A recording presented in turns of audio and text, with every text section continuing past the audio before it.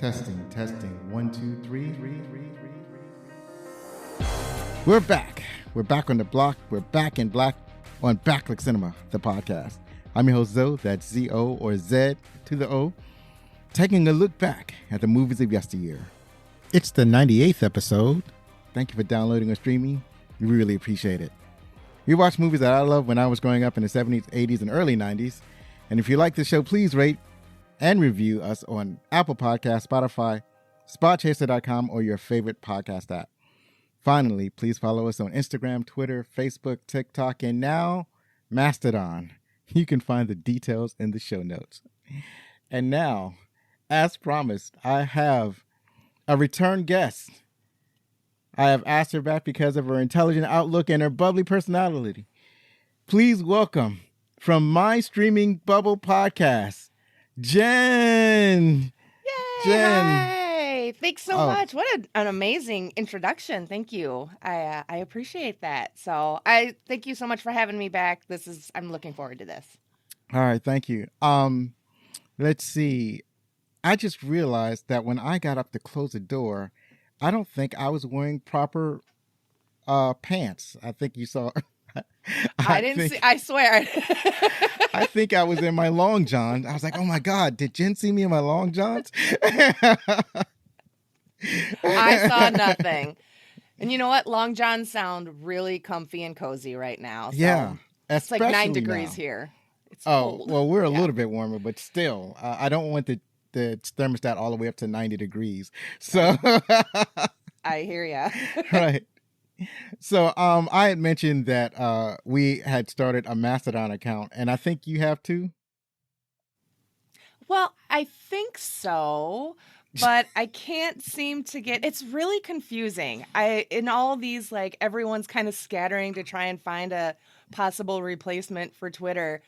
That's the one that I seem to have the most issues with. I try to click on a community and get logged in, and I don't get it, but I've got. God, I started. Oh, I'm on the Tumblr now. I've never been on Tumblr. Right, so. right.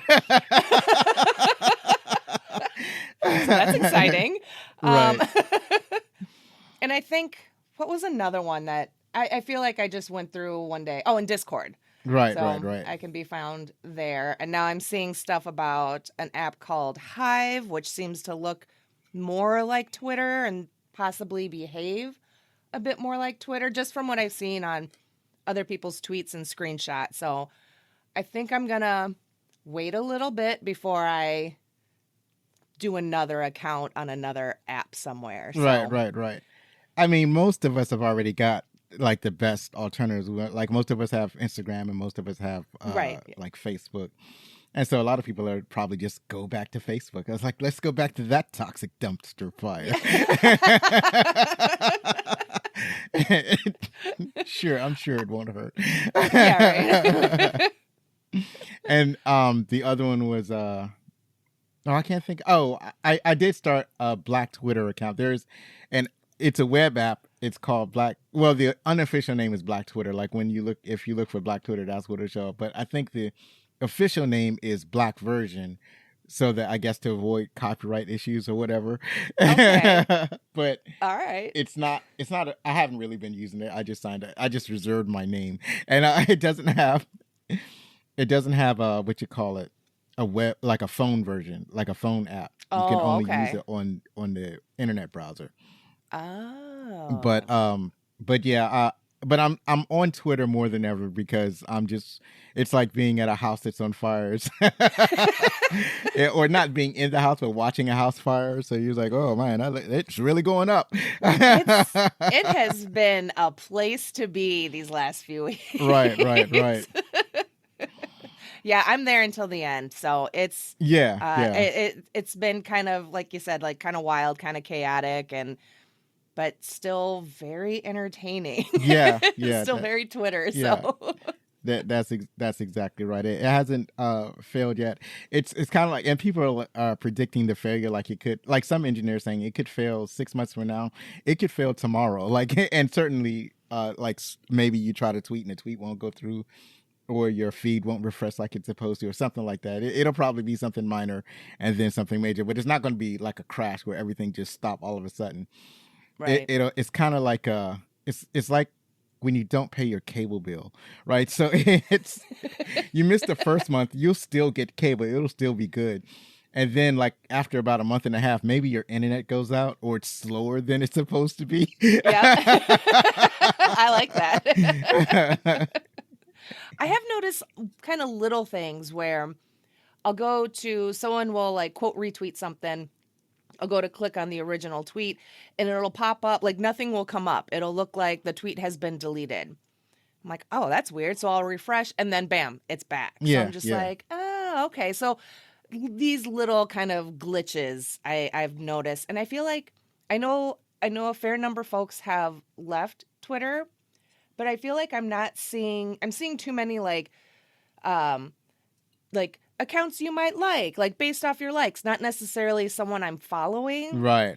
So I feel like I'm missing a lot of accounts and like when they tweet, and maybe they're just not tweeting as often. I don't know, but I just feel like there's something weird going on my timeline. Like I'm not seeing everything I should be. Yeah, it seems Does that make sense? Yeah, I think it's been doing that since before the new ownership took over, because I think recently I've been seeing a lot of tweets from people that A, I don't follow, B, I have like an opposing view on, like they have like different political views. Like, why am I saying this? And they're followed by people that I follow. So, and I think they're following them to, when they say something stupid, they can be mocked or whatever, but not necessarily people that they might enjoy, right? They just following those people to catch them and I don't know, make some jokes or whatever. And it's like, and I'm getting these people like, I don't like this person. Why am I seeing this? Yeah, exactly. It's like if I wanted to see that person's tweets, I'd be following them. Right. I don't, and so I'm not. So yeah, I agree. Like that's been going on for a while now. But... Yeah. So, but you know, it's a lot of work to try to build a new following or whatever, especially when you start, you're starting off small and you're slowly growing, and all of a sudden one of your avenues for growth is like cut off. Yeah, absolutely. But it's not gone yet. Yeah. So switching gears, what have you been watching lately? Oh, let's see. What have we been watching? We've been catching up on The Walking Dead because I got a late start on that. So we're almost done with whatever episodes are out right now. I think we have like 2 more to watch. And I've actually been really enjoying that. I've talked a lot of crap about that show over the last couple of years just because it has kind of fallen off. But I admit I've really enjoyed it. I will always love this show. It will always have a special place in my heart and in my pod basement. But I need to see it through to the end. I need to make sure that it is dead. It does not come back.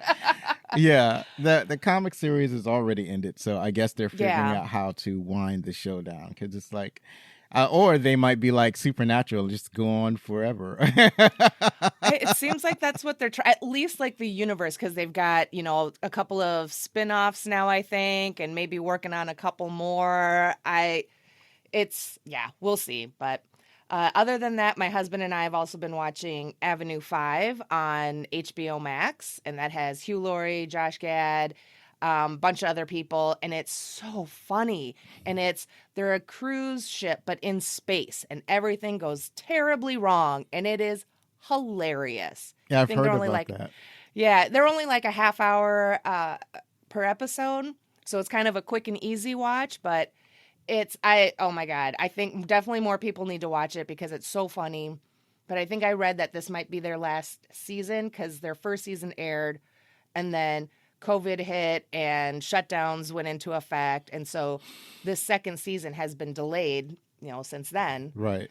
So I don't know if they're really how much longer they're going to continue, but we'll see. It's a lot of fun. I love it. Hugh Laurie and the cast and just the interesting characters that are on this cruise ship. So So that's what we've pretty much been watching. Okay. That sounds fabulous.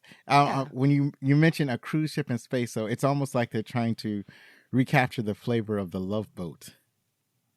Yeah, maybe a little bit, but more disastrous. Or more disastrous. Are they the same guests every episode, or are they having new passengers come on every episode, or how does that work?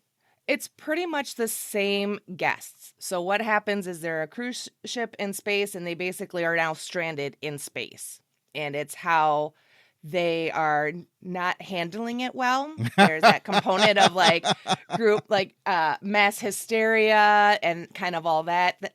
And it's done it's really funny, but at the same time, it's kind of a little scary because you see the way these passengers behave and admitting like, yeah, they're terrified. They're all those things, but they just behave in just the most irrational ways. Like at one point in season 1, they think that the airlock and people kind of getting lost out in space through the airlock is all fake. It's all special effects. So they're just like, oh, this is all bullshit. Sorry. And that's fine. And we have an E on our podcast. Okay. I know last time I didn't swear and I was like, oh my God, I can do that. Right. So, but yeah, so they think that the whole airlock thing is fake, and they start to try to, quote, prove it to everybody. So people are volunteering to go into the airlock, and then it's not fake. Right. And then everyone panics, and it's a good time. It's a good show. Now it's kind of giving me flavors of Gilligan's Island, except with flat earthers on board. Yeah. It's like they never got off the boat on Gilligan's Island. They never got off the boat. They're just lost at sea. And and they have flat earthers. So it's like, it's all fake. It's like, okay, go out there. Yeah. Have at it then. You'll kill us all. Yep. That sounds delightful. Yeah, it's a good show. I think you might like. I think you'd like it. Have you been out to the movies lately? I have not. I admit I'm never, or I shouldn't say never, but I'm not much of a big movie goer over the last few years. Let's see, just because, like, especially when the kids were younger, they're older now, so it's, that dynamic has kind of changed where we can leave them home or get the sitter or whatever. But I like to watch movies in the comfort of my own home, and I can pause when I need to, and I'm not surrounded by people that chew their popcorn loudly or need to whisper to each other throughout the whole thing. Basically, I don't like people.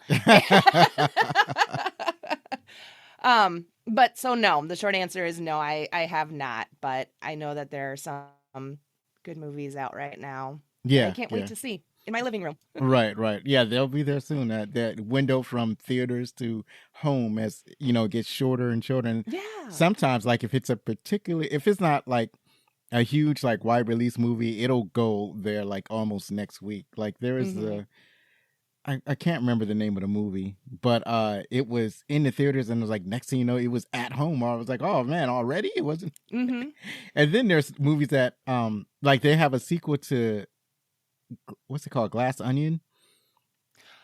No, the name of the movie is Glass Onion, but it's a Knives Out sequel. Yes. So I think Knives Out did premiere in theaters, but Glass Onion is on Netflix. Oh, okay. Yeah. It's actually a Netflix movie. I was like, that's spectacular. But I hadn't seen Knives Out yet, so I feel like I need to watch that before I watch Glass Onion.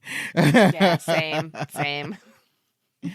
So, wow, it's nice having you back. I really appreciate you coming here, and I'm glad everything's going fine with your home theater experience and watching the shows that you get to watch.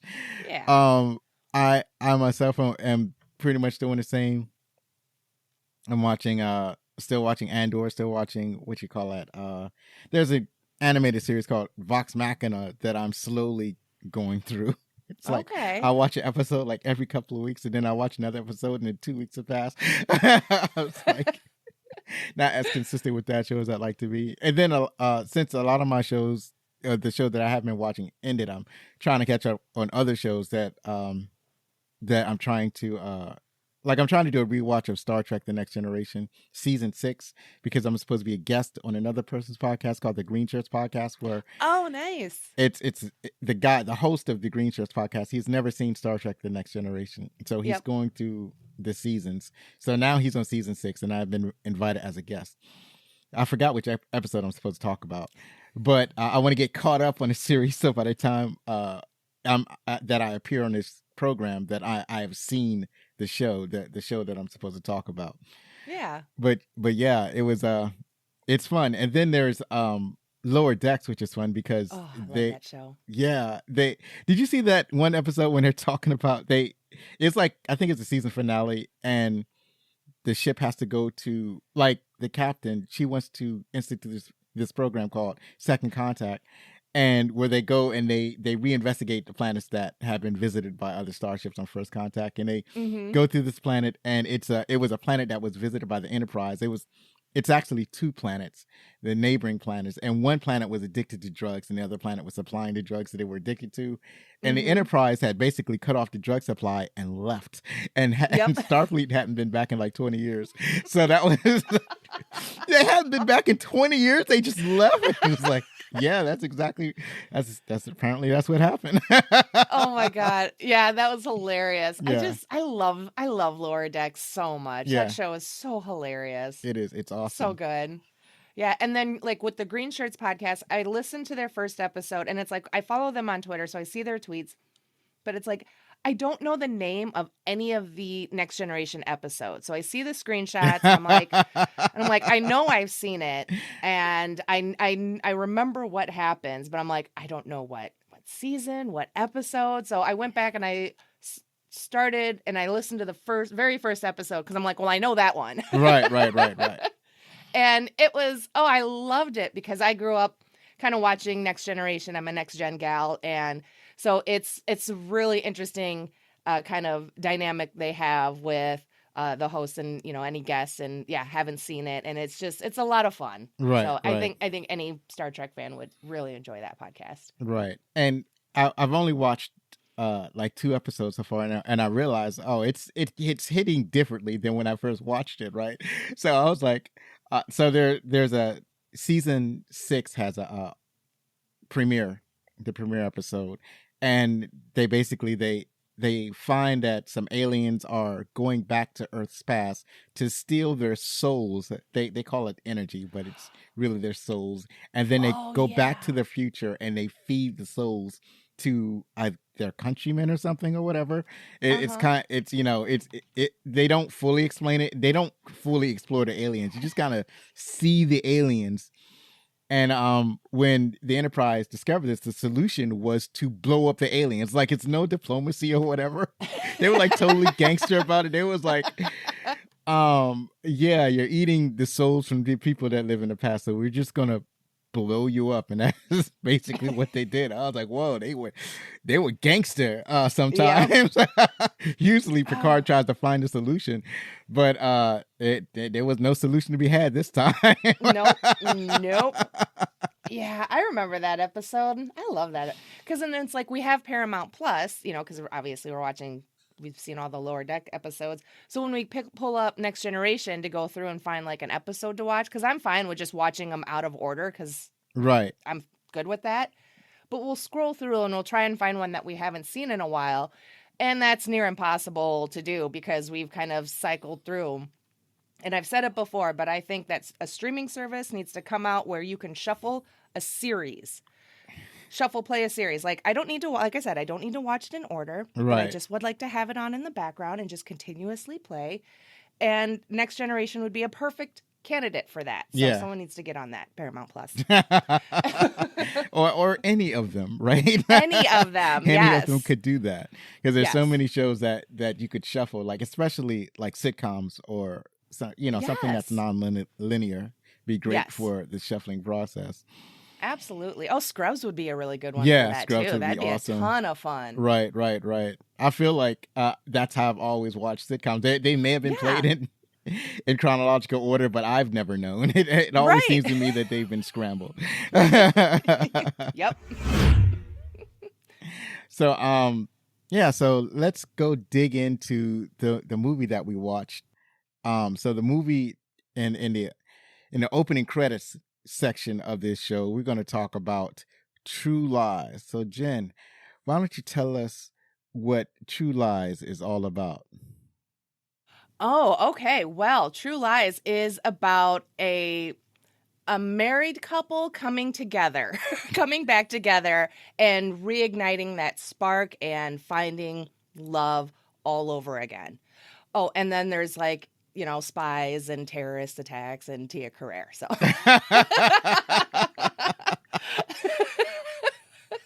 that's how I like to think of this movie, especially after this last recent rewatch, because I'm just like, I haven't seen it since I was younger.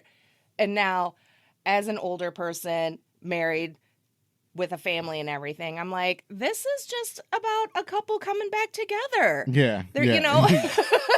That's really all it is. Pretty with much. Some fun action bits. Right. With some fun action bits. This movie was released July 15th, 1994, produced by 20th Century Fox and Lightstorm Entertainment. It grossed over $146 million in the U.S. and Canada and over $378 million worldwide on a $115 million budget, and had great reviews. It was a nice, tight little hit. It was a tight little hit, and I thoroughly enjoy it. What's funny is that as good and as popular this movie is, it is notoriously difficult to find. Like right now, it's not streaming anywhere. You can't like buy or rent the streaming version of it. So right now it's only available on Hulu, and Hulu has commercials unless you play for like a higher tier of Hulu to get it without commercials, which I don't have because I have both Hulu and Disney Plus, but I get Hulu for free through my phone, my phone service, right? So, Sprint, which is now T-Mobile, is paying for that, so I get the commercial, but I can't upgrade it like by itself. So, So the only way I can update it is that I would have to cancel my Disney Plus subscription, and then I would have to buy a Hulu subscription that includes Disney Plus. Yeah, crazy, right? Yeah, that seems like a lot of work. Right, it's a lot. It's something like that. Either I have to cancel my Disney Plus subscription, or I have to cancel the Hulu subscription and then get an upgrade that way. It's kind of weird because it's like Disney Plus, because you can buy a Disney Plus, Hulu, and ESPN package, but I don't watch sports like that, so I don't want ESPN. If I could just get Hulu without commercial and Disney Plus, I'll be fine, but there's no easy way to do that. So I was like, well, but there was this other service. I think I streamed it on this. It was an online service that some friends had told me about. They don't want me to share it, so I'll just say I don't know the legalities of this service, but they do have a lot of movies on the service. So, and it's kind of it's not easy to stream movies on there because they have a lot of pop-ups. So you have to, you have the challenge of closing unless you're watching it on a laptop, then it's not that hard. But if you're trying to do it from your phone, then you have to fight the pop-ups in order to watch it on your phone or to stream it to your television. And then sometimes the connections break. It's a whole thing. It's a whole thing, yeah. Oh, God. But that is how I watched it. And hopefully it will be available for streaming so I can buy it then. Or maybe I'll see it at Target or something and I'll buy it. I'll buy the physical copy. So I was like, now you can't take this away from me. Right? How were you able to manage to watch it? Did you have a copy? We have a Hulu, so we've got we did the whole like Hulu, Disney Plus, and the ESPN package when like Disney Plus when that package was like first announced and everything. So we don't give a spit about ESPN. We don't you don't really watch sports, at least not like that. We don't whatever. But that's just the package that we have, because I was like, that just seems like the easiest one. That's the one that they were pushing. So I was like, fine. So we get no commercials and, just watched it on the old Hulu. Right. Because, when I searched it, I was like, that was the only place. And I was like, oh, thank God, because it was too late to request a copy through the library. Right. Because when in doubt, because even if something is available on streaming to rent or buy, if it's not on any of the services that we have access to, because I can be kind of a tight ass and a cheap ass, I'll just get it from the library even though it's streamable. It's like, I already pay enough for streaming services. I Right, don't want to right. pay another $4 to rent a movie. You know what's funny is that I always forget about the library option. Yeah. I'm not far from the library. I actually voted there recently, but I've forgotten about. But they don't have a huge like DVD library anyway. It's all DVDs. There's very few Blu-rays, and it's not a Okay. expansive library. So that's why it's never my first thought. Sure. But you might want to check because a lot of, depending on where your library is at and neighboring towns and everything, they might do like interlibrary loans where they can borrow from each other. Yeah, So yeah. maybe they might not have, like our library, we don't have the biggest DVD collection, but other lending libraries that we work with do. So we actually will get a lot of copies from the other libraries because we don't have them. Right, But right. we're able to get them for the patrons. And yeah, I kind of forgot about the whole library thing until I started working there a few years ago. And then it was just kind of like, hey, you guys, do you remember libraries? They're still around and they're great. Right. Yeah, I gotta take advantage of that resource. Yeah. And then there are like library services where you can stream movies and music through, it's Hoopla. Oh, And then there are certain restrictions with Hoopla, but you can stream music and movies through that okay, awesome, with your library card. great. That I need to check out these other resources because you're right. It's especially if you're just renting a movie. I do it mostly for convenience, but it's like also why am I spending this money? Right. I get it. I will pay for convenience. That is for sure. But there's just, like I said, with the rentals, I'm just like, I kind of need to draw a line somewhere. Right. So let's transition over to find out who was starring in this movie. All right. So this movie stars Arnold Schwarzenegger as Harry.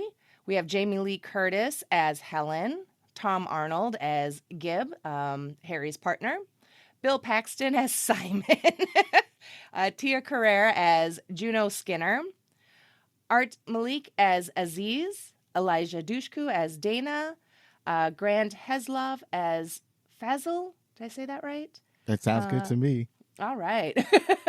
And I mean, I could keep going, but Well, I think that's kind of the bulk of them. Or is there? I added Let's see. Charleston Heston as Charles, that's Spencer right. Tribley.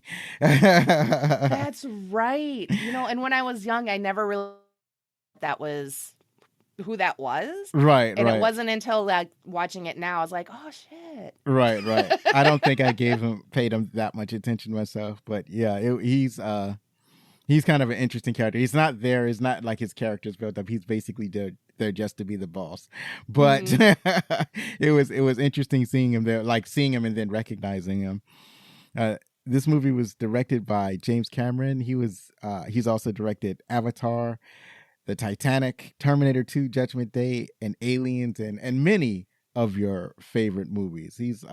I've heard he has a sequel to Avatar coming out soon. So yeah, it's funny because I'm not as excited about Avatar 2 as I am about any of his other movies. So it's more like, okay, let's see what you can do. All right. Yeah. Pretty much. Yeah, I wasn't a fan of the Avatar movie, so I'm just with the sequel. I'm just kind of like, whatever. I mean, that was not for me. Yeah, I like the first Avatar, but it's been so long. It's like you kind of, it's kind of weird coming back to it after, I don't know, like I guess it's been 10 years, I guess. Oh boy. So it's a long time since the first one came out. It's like a really long time. It was like, and for some reason, like if it was a Star Wars sequel has famously been like 15 to 20 years or something like that between sequels sometimes. And I would get excited about that, but not so much excited about Avatar because I felt like the story was told. So what more are you telling? Is like right. you did a good job. You can let it go. But he's bringing it back. So I was like, okay, well let's see what this looks like. I ain't afraid. Yeah. Do you have the notes on who wrote the movie? Oh, let's see. Where is that? Because I've got my trusty IMDb up. So let's see. So this movie The writing credits are Claude Zidi, because he wrote the screenplay for the movie that like the kind of the original version of True Lies. So Right. True Lies was based off of a movie called La Totale. So it was originally written by Claude Zidi, Simon McHale, and Didier Kaminka. I think that's Kaminka. Kaminka. Yeah, I don't. And then I don't envy you trying to pronounce that. I did my best. And then the screenplay itself was written by James Cameron. Right. So I think La Totale La Totale is I think it's a French movie. So he based. I guess he saw it one time. He was like, "Oh, this is awesome! I need to bring it to America," and he did well. He did. Mm-hmm. It was awesome. The music was by Brad Fidel. He also wrote music for Johnny Mnemonic, Striking Distance, and Gladiator. I think he has a lot of film credits. So those are just some. But to me, this music was just like it was like standard spy music. It was not it won't blow you out of the water. It's not something that you're gonna remember, but it's good for this movie, and it works to set the tone of this. It's like a spy thriller with heavy comedy, heavy rom-com accents. Yes. It's a very accessible movie for all people, I think. Like I remember my mom loved this movie. Yeah. And it okay. It aged pretty well though. Yeah. And when I watched it, I was like, it doesn't seem the only thing that people might have issue with is that they do have the main bad guys are Middle Eastern terrorists, which was standard for late 80s, early 90s. When did this movie come out? I had said it earlier. 1994. Yeah, right for that time period. That was around the time of the first Gulf War, and there was a original attack on the Twin Towers. So that and there were a lot of movies that were doing Middle Eastern terrorists. But I think that James Cameron was kind of cognizant of that. So one of the members of his crew is also Middle Eastern. So that was Art. So Art was he was the tech guy. He was actually the other guy beside the chair. Like, so you had Harry, and Harry had two guys in the chair. Mm-hmm. So his partner and Art. So I'm trying to think of because you went through the credit. Wait, do I have his name here? Oh, there he is. Albert Gibson, played by Tom Arnold. And we're going to talk about Tom Arnold a little bit more. So that's it for the opening credits. And if you're enjoying the show, please remember that you can get t-shirts, hoodies, mugs, face masks, jerseys, and more at our website, backlickcinema.com/shop. Christmas is coming soon, so try to order before December 11th and then get all your gifts by Christmas. I'll leave the links to teespring.com and tpublic.com in case you have anything that you want from those sites. In particular, their pint glass is only available at Teespring, but I think I'll be able to put it up on the main website. Time will tell. I've got a couple of new designs up, but I haven't been really pushing them as hard as I should. Maybe I should advertise these products. Maybe that'll work. I got one new design up that's based on the series Andor, and there was a saying in the series where the guy he says, what does he say? I'm trying to remember. The axe forgets, but the tree remembers. So I thought that was awesome and impactful. So I made a shirt that says "The Tree Remembers." Nice. Oh, very cool. Oh, thanks. I'm not working as hard as I should, but I'm working really hard. I feel like that's very relatable. Like I feel that. Right. So that, as I said, that's it for the opening credits. And coming up next, we're going to talk about our favorite parts.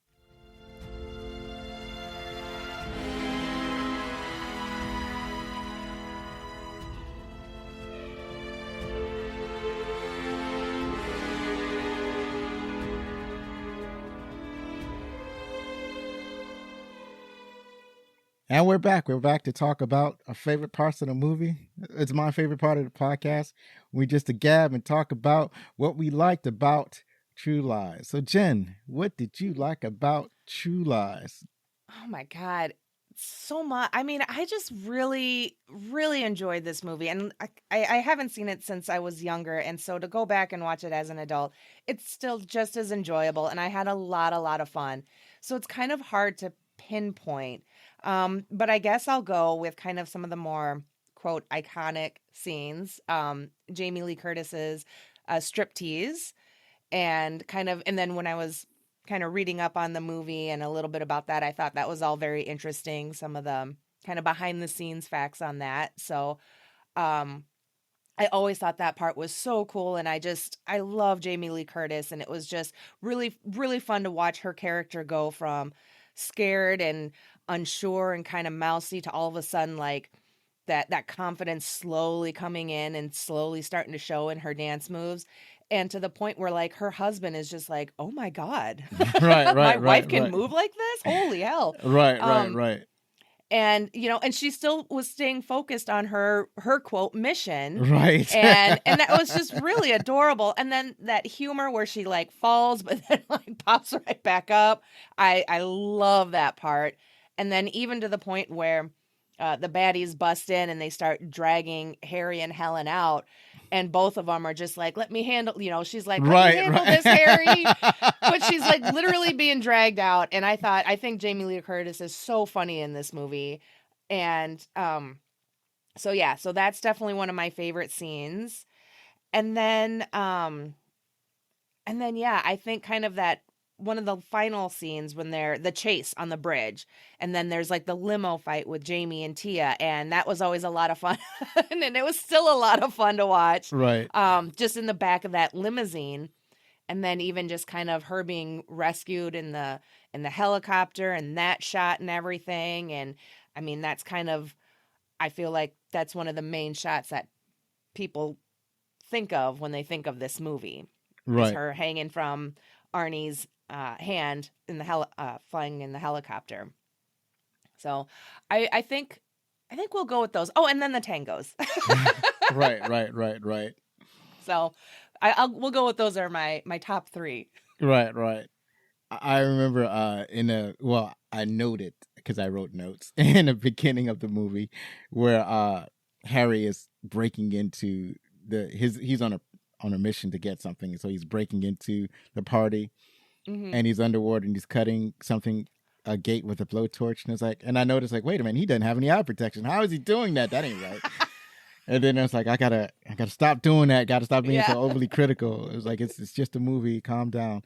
But Tom Arnold is one of my favorite parts of the movie. There's so Hmm. many things about Tom Arnold that I had learned over the years and from rewatching this movie. So one of the things is that I didn't realize that like, even like when I first watched the movie, I didn't realize he was an actor. Like I thought that he was just like a background person and maybe a comedian. I didn't realize that he doesn't act that much. You don't see him often, but he's a for real actor, and he really surprised me. Even back then, he really Hmm. surprised me in this movie because I was surprised that he was even in the movie. And I didn't realize that he and Arnold Schwarzenegger has a lasting friendship. Like they've been Yeah. friends for years. So I think the reason that he's in this movie is because he and Arnold Schwarzenegger are great friends and they have great chemistry together. And I love Hmm. that about this movie. It's like a romance that don't look like it works, but it totally works. Yeah. Yeah. No, I completely agree. I've always enjoyed Tom Arnold in this, and I think especially for like when this movie first came out and his relationship with Roseanne Barr and just kind of the shenanigans that they were getting into, and then the messiness of their divorce and everything. I had Tom Arnold always painted in kind of a different light as more like his Arnie character from the original Roseanne series, Right, just right. kind of creepy and weird. But I've always loved. I remember being kind of blown away by Tom Arnold's performance in this because he makes a good comic relief kind of companion to Arnie's character. But he's not like overly goofy or overly obnoxious. He's funny, but his character's also intelligent and kind of knows his stuff. So I didn't mean to interrupt, but I completely agree No, on no, Tom it's Arnold. fine.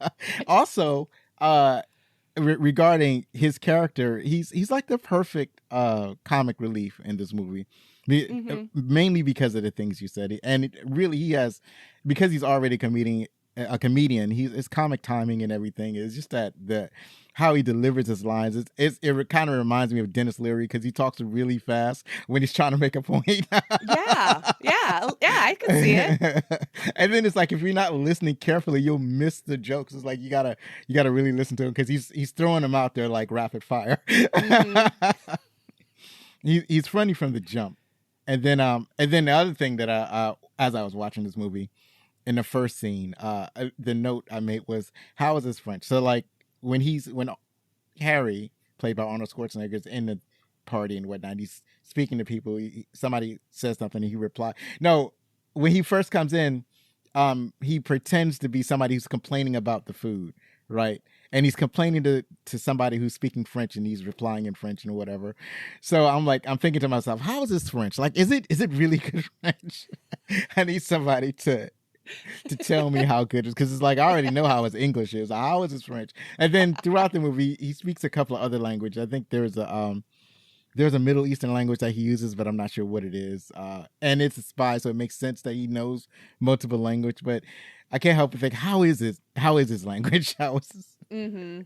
Yeah, his pronunciation, his accent as when Right, speaking right, the different right. languages. Right. Yeah. That here's something that I found out that was fascinating, that barely related to what we're talking about right now. So there was this TikToker that I follow, and she's a woman that she speaks with a heavy, almost exaggerated Spanish accent, like South American Spanish accent, right? And she's like dressed up, like she wears this enormous hat, and she does different things, and she does it with glam. Like everything she says is with glam. So sometimes she's cooking, or sometimes she's shopping, and then whenever she needs her husband's assistance, she calls him like he's a, what you call it, like a servant or something like that. So, but one time she did like a real video. I don't know if it was a live or if it's something that she recorded, but she did a video that explained that her accent is real and that she exaggerates it for the because she's white presenting, so she doesn't appear like she basically looks like a white woman imitating a Spanish person, but she but she's white in the sense that like somebody from Colombia would be white but living in Colombia. But she's I forgot which country she's from, but she's a citizen from that. She was born and raised in that country, and she moved to Canada, and I think she's living in Ottawa or something like that, where they speak French.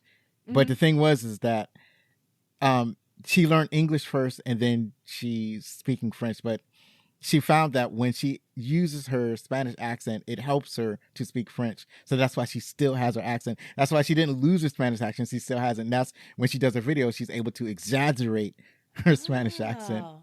So the reason I'm bringing all this stuff that seems totally unrelated is that I wonder if Arnold's, if his German accent helps him when he speaks other languages in a way that it doesn't necessarily help him when he speaks English, right? So if he's exaggerating his accent, does that help him when he speaks French, or does that help him when he speaks any other language? So that's a curiosity I thought about. That's interesting. I never really thought about that. And I guess I've thought about, when someone has an accent from, one part of the world and then they speak in another language, like, yeah, how their natural accent affects how they speak that other language. And I happened to find like a tweet that showed like a TikToker who was like British, because the original tweet was about like, when British people speak like Spanish, what do they sound like?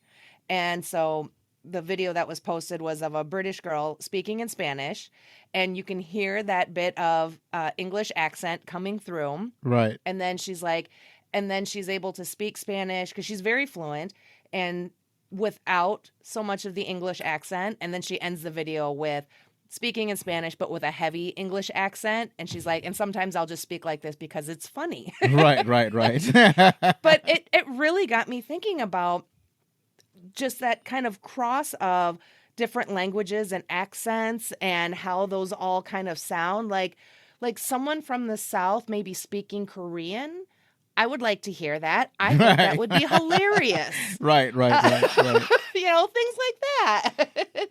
So that's very interesting. It's fun how that all kind of came full circle. You had that thought. I came across it independently elsewhere, and now here we are. Right. Language is fun. Another thing about accent is that once I was talking to a girl that was from Austria, and we talked about Arnold Schwarzenegger, and she says, "Yeah, now his accent sounds funny to them, to the people living in Austria, because even though we can still kind of hear his accent, it's so much more improved than like when he first came over to America. Mm-hmm. But now, because his accent is so altered from decades, a lifetime living in this country, now that when he goes back home, he sounds funny to them, right? Mm-hmm. So Yep. that's another funny thing. Or same thing with somebody like I'm trying to think of who's the person that played Princess Leia. Carrie Fisher. Yeah, Carrie Fisher. Like, you notice that her accent kind of switches when she's in Star Wars. Like when she's amongst the Imperials, it sounds a little bit more British, and then when she's amongst the rebels, it sounds a little bit more American. And that's kind of because she was studying in England at the time she got the role to play Star Wars. She was studying acting in Great Britain, so her accent had kind of started to change when she was around the British people. So that's why it kind of switches back and forth in Star Wars. So I guess that's I've just ever noticed that. Yeah, But I'll pay attention more next time we watch it. Yeah. Oh, fun facts. And so you see it more in the Star Wars: A New Hope. You see it more there. Like when you first hear it, it sounds more English, and then later on, and then as the film progresses, it sounds less English. So also I noticed that switching gears, Arnold Schwarzenegger is extremely suave. It's like he's way more suave than you normally see him, because he's not playing a spy character. So it's really aping James Bond. So everything that James Bond is doing, he's doing in this movie. And I was like, well, he cleans up nice. Yeah. I feel like this movie was almost like peak Arnie in a way. Yes. Like his physique and just like the kind of nature of this movie. And as we've said, it's kind of it's aged well, and it's for all audiences. I mean, to get a little stereotypical, it's very like a lot of women could watch this that maybe don't get into action movies.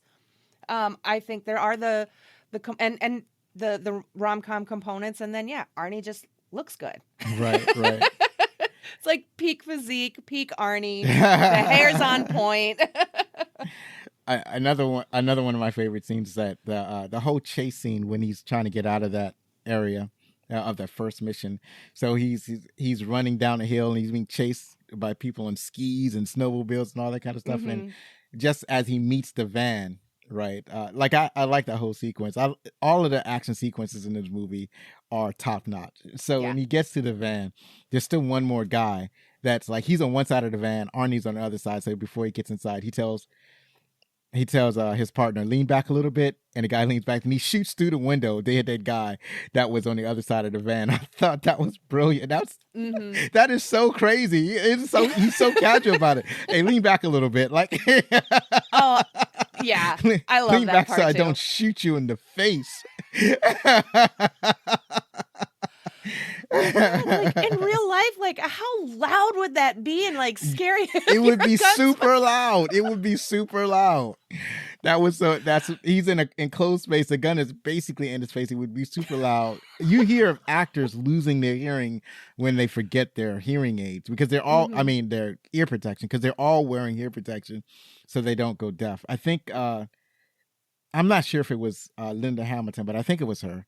So she kind of lost partial hearing because one time, and I think she was shooting one of the Terminator movies, she forgot to put on her ear protection, and the gun went off in her face, and it wasn't a good day or a good life if you lose partial part of your hearing. So you got to be careful. You got to be careful. Yeah. Guns are problematic. So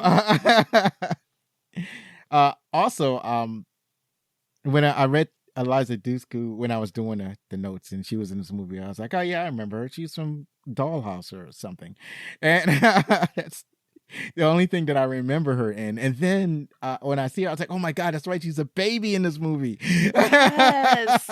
Oh, she's just so. Oh, she is. She's just a little baby. Yeah, she was 12 years old when she made this movie. It was like, oh my God, she's Mhm. so young. And then she has a dog named Gizmo, so I guess it's kind of synergy with Gremlins. Yeah. Yeah, I went through her IMDb because I'm like I know she was in this movie and Bring It On with Kirsten Dunst, the cheerleading movie, which I love. Right, right. And with the jazz hands and everything.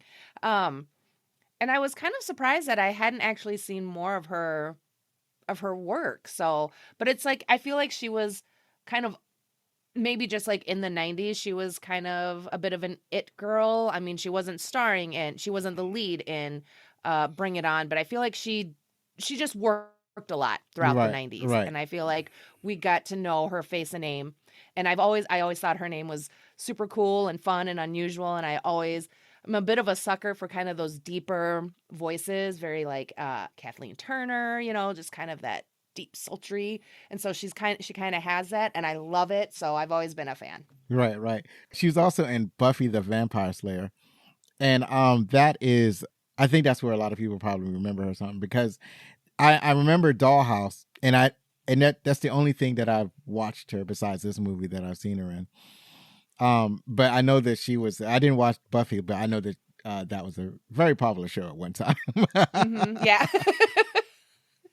There's also a scene where Arnold puts on sunglasses. I was like, okay, now he looks just like the Terminator. There's no way that he can wear sunglasses, especially square sunglasses, and not look like the Terminator. I think that was on purpose.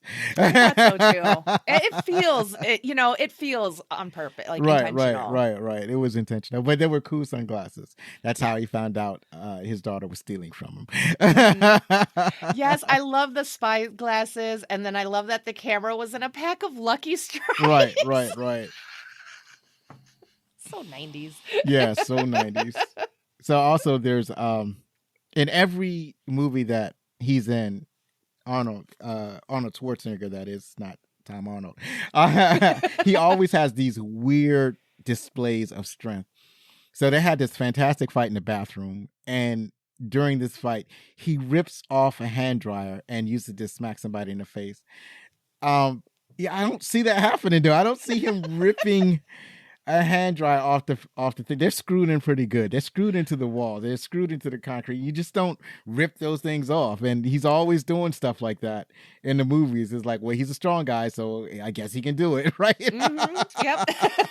It's kind of like, you're just like, well, we've got Arnie, so we need him to rip something off the wall, or so show some large amount of strength and do something completely improbable. Yes, I'm here for it. So what did you think of the horse chase? I love it. I love it so much. It's so fucking ridiculous.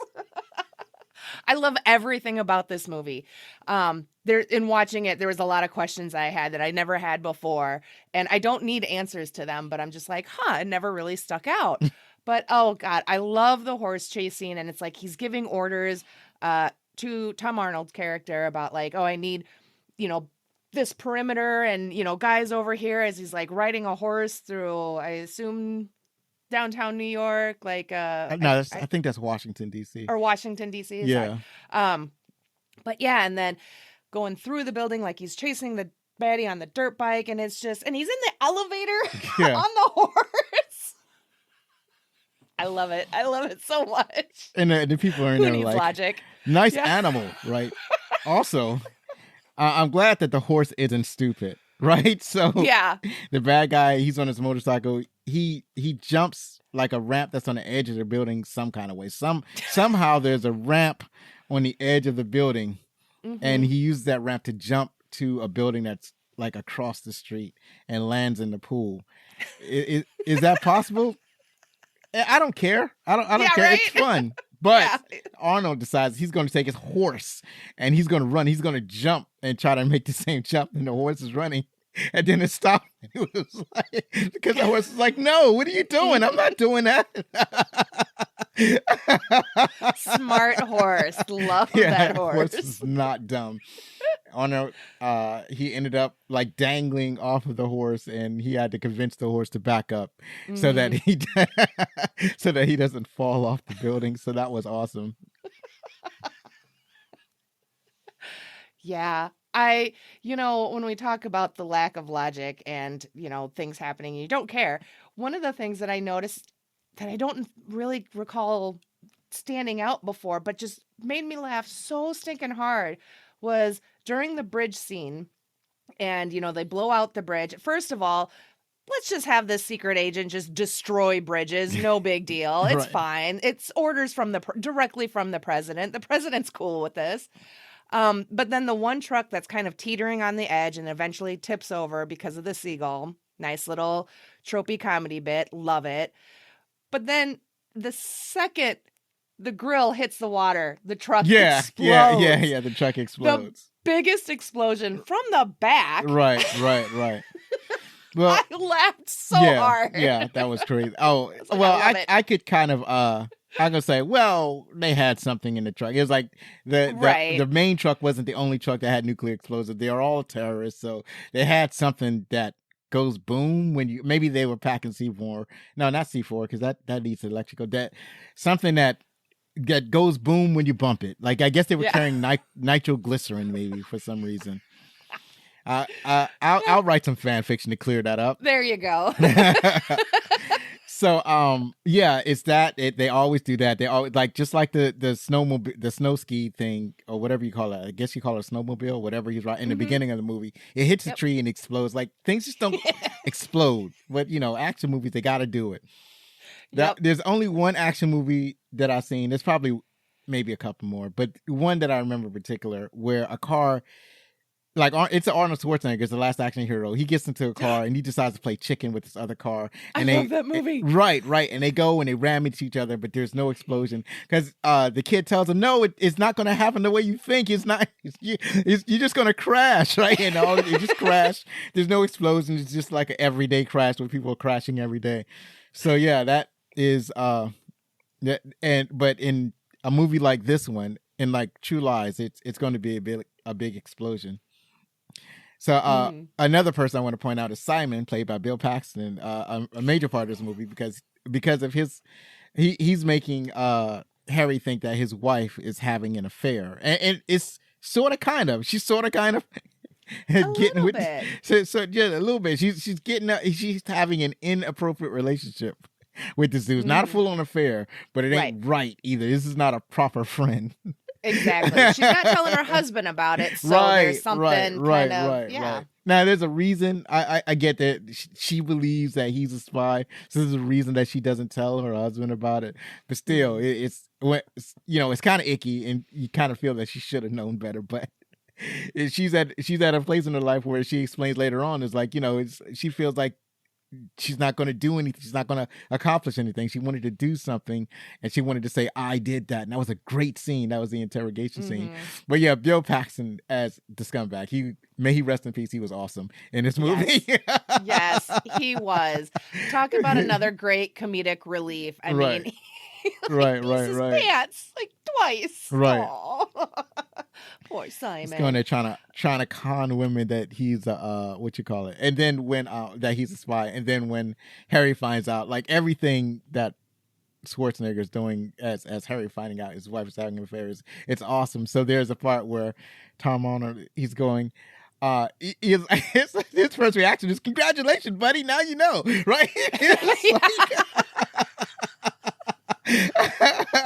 It's like his partner is happy for him. Like Albert is happy that his wife, that his partner's wife is having an affair. Or Albert is happy that Harry's wife is having an affair. And it's weird, right? He brings this weird energy. It's like, welcome to the club, right? Exactly. He's like, yeah, wife number 2. And like, oh, buddy. Right. And then he tries to say stuff like that to help him out. And then Harry gets upset and he's like, "Stop cheering me up." Right? Well, and I love that too, because it's like when Harry first finds out, because he's going to try and surprise Helen at her office when she gets the call. And so he does like that slow, sad, like Charlie Brown walk out of the building and almost gets hit by a bus. And it's just funny to see a man of that size and stature just with the kind of droopy shoulders and kind of like very sad, that sad Charlie Brown walk. And so just the visual of that alone is hilarious. Yeah, I love absolutely. it. And then there's at one point which Albert says, "Women can't live with him, can't kill him," right?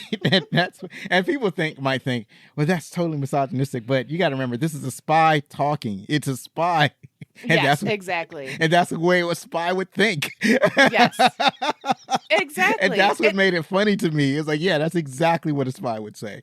Yeah. That's how he would use that phrase.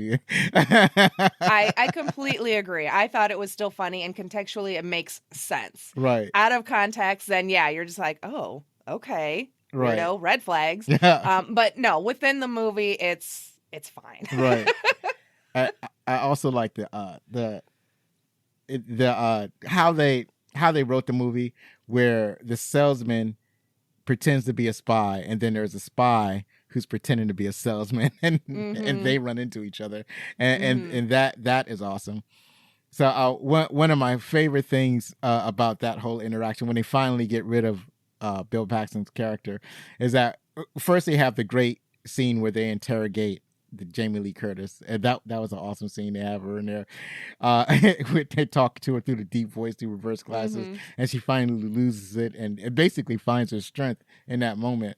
Yeah. And then when they get the Bill Paxton character, and he's like, he's like, "See, I'm peeing my pants. With a spy pee his pants."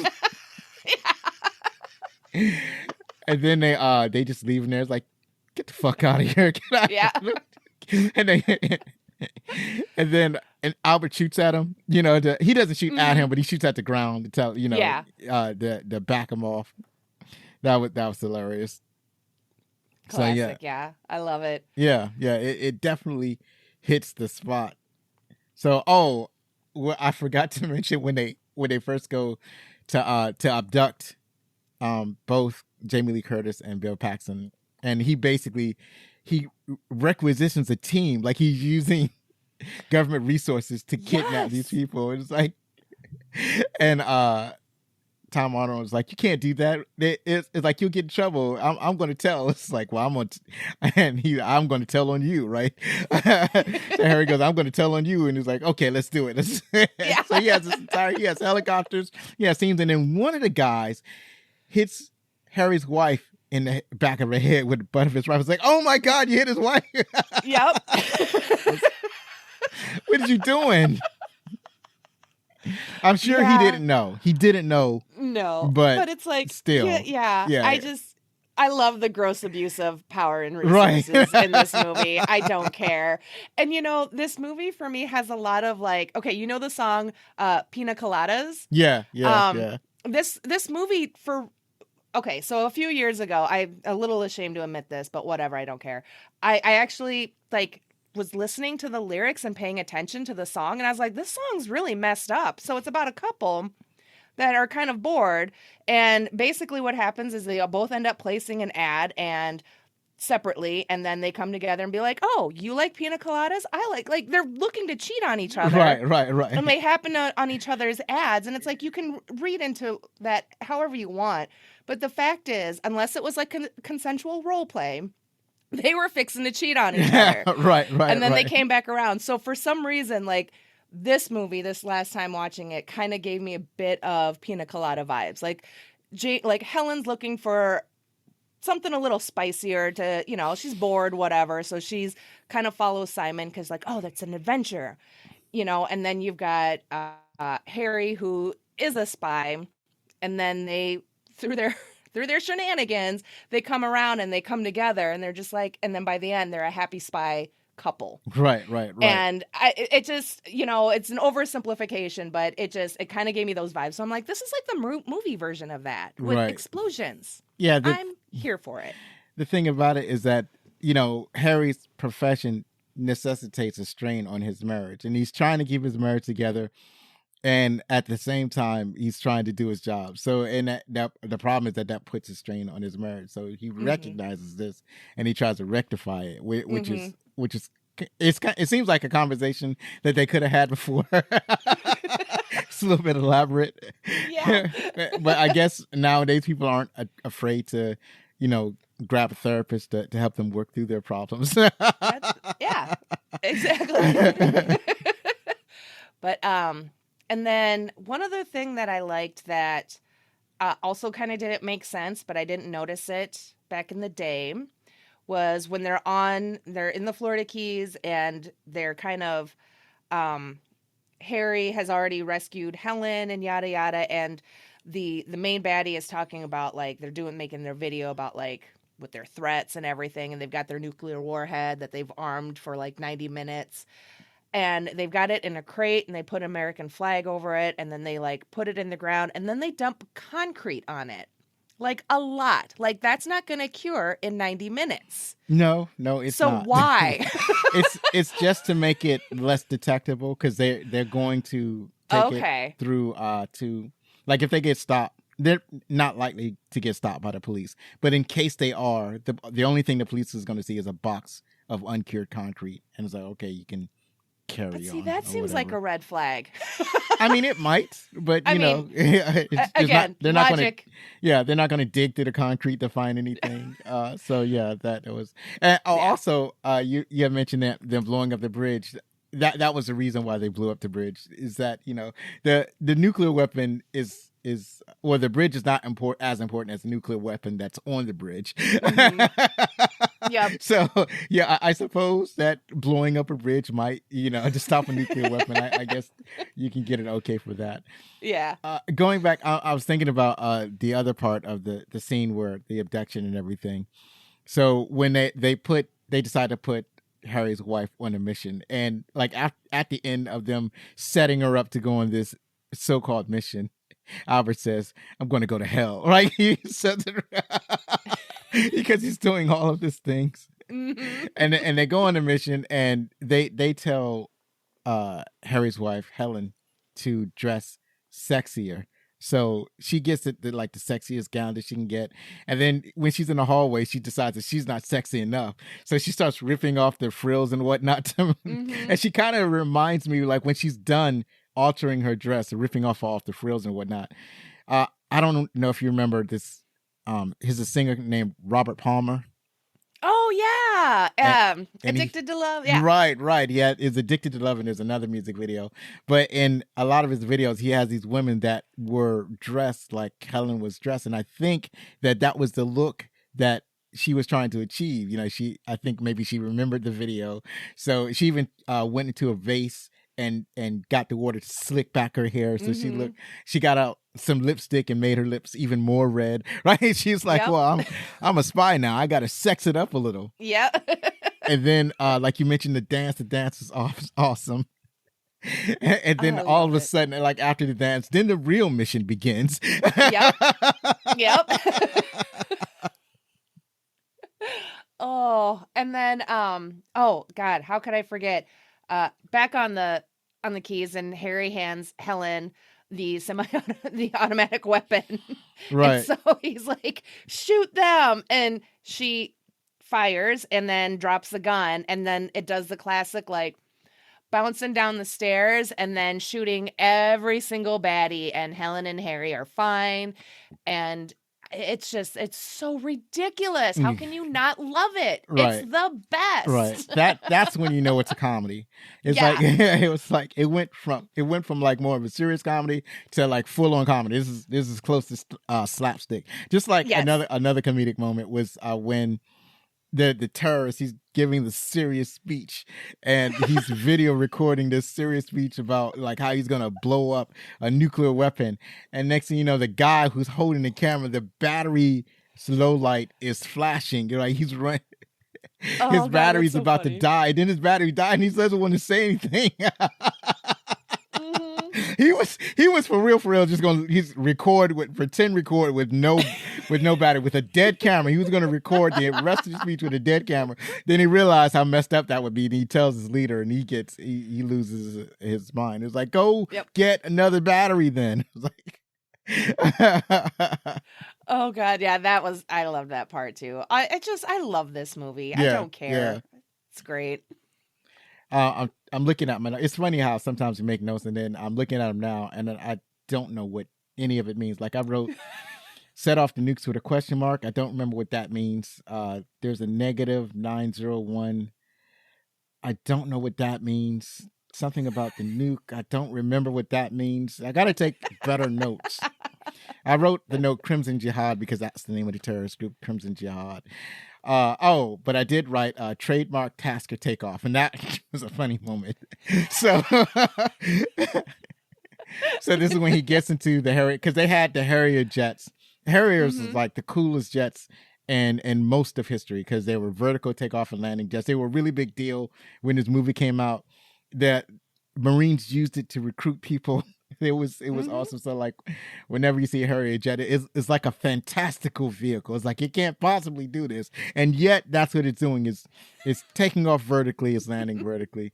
But when Harry tries to do it, it's like he hasn't flown a plane in like 10 years, so he's trying to take off and he's bouncing into everything and he's backing into other vehicles. And Albert is like, yeah, that's a classic task or takeoff. I was like, yeah.